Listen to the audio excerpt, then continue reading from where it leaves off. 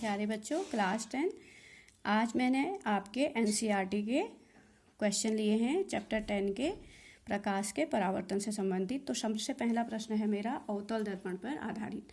तो अवतल दर्पण पर आधारित जब हम प्रश्न हल करेंगे तो उसमें हमें किन किन बातों का ध्यान रखना होगा और सवाल हम किस तरीके से हल करेंगे, ये देखिए। सबसे पहले हम सवाल पढ़ते हैं।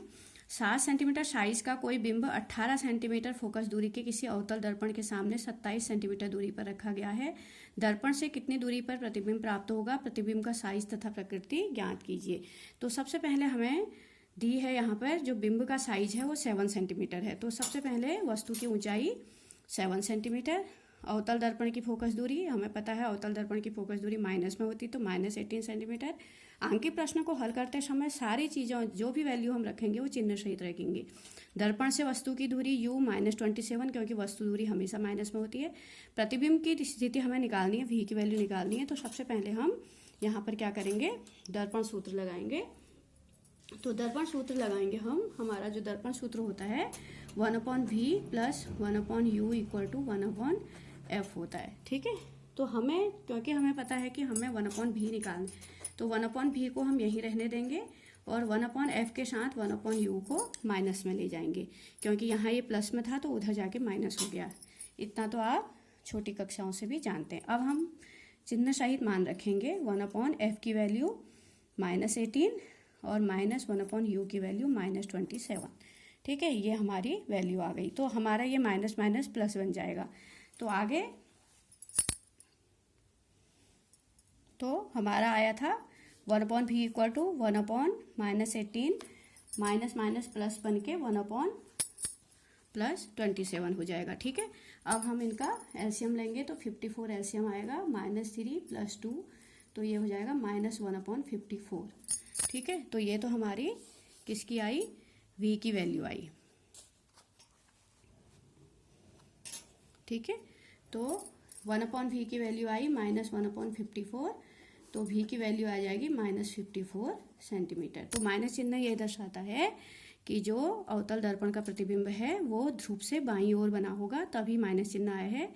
क्योंकि ध्रुव से बाईं ओर जो भी प्रतिबिंब बनते हैं उनका जो चिन्ह परिपाटी के अनुसार चिन्ह माइनस में आता है। तो जो प्रतिबिंब की दूरी है वो 54 सेंटीमीटर है।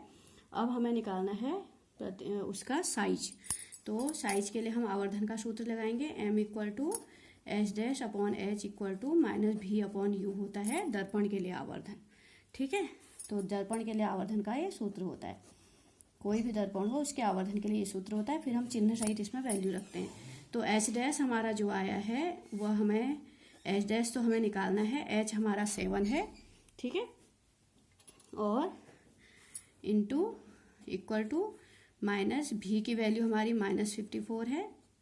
अगर हम चिन्ह सहित रखेंगे तो -54 है और u की वैल्यू -27 है। तो ये हमारा ये माइनस तो कैंसिल हो जाएंगे लेकिन ये वाला माइनस रहेगा चिन्ह वाला। तो 54/27 हो जाएगा, माइनस माइनस कैंसिल हो जाएंगे तो ये आ जाएगा -2। तो h' आ जाएगा -2 × 7 -14। ठीक है, तो ये -14 सेंटीमीटर आ गया। तो माइनस चिन्ह यही दर्शाता है कि प्रतिबिंब को उल्टा बना हुआ है और वास्तविक बना है। ठीक है, तो प्रतिबिंब की जो ऊंचाई है वो 14 सेंटीमीटर है और वह उल्टा और वास्तविक बना है। ठीक है, तो अब हम फाइनली इसका जो आंसर लिखेंगे वो लिखेंगे प्रतिबिंब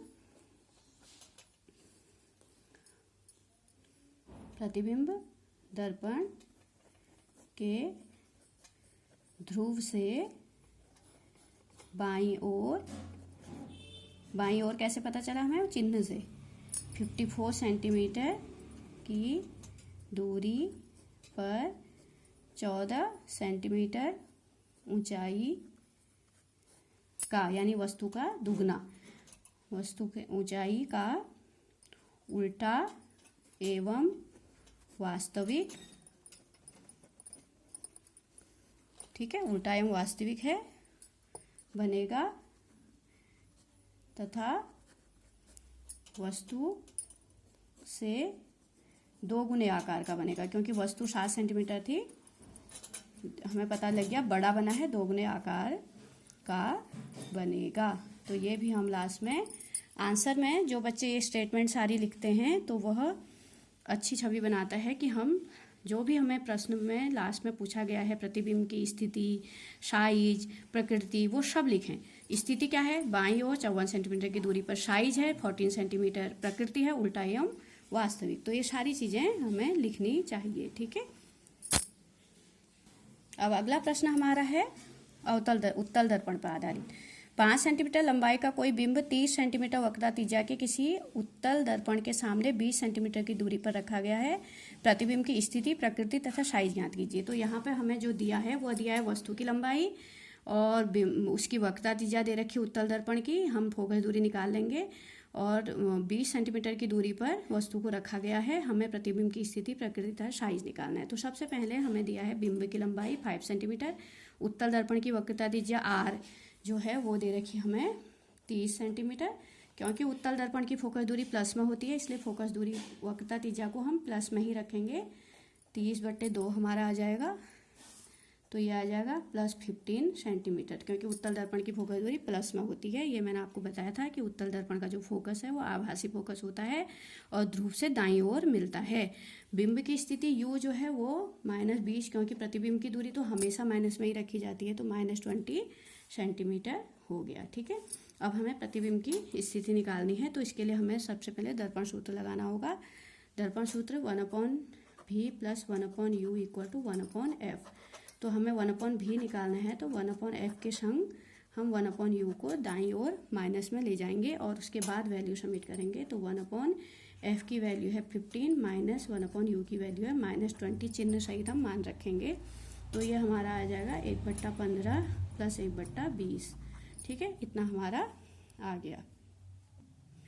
1/15 + 1/20 हमारा आया था।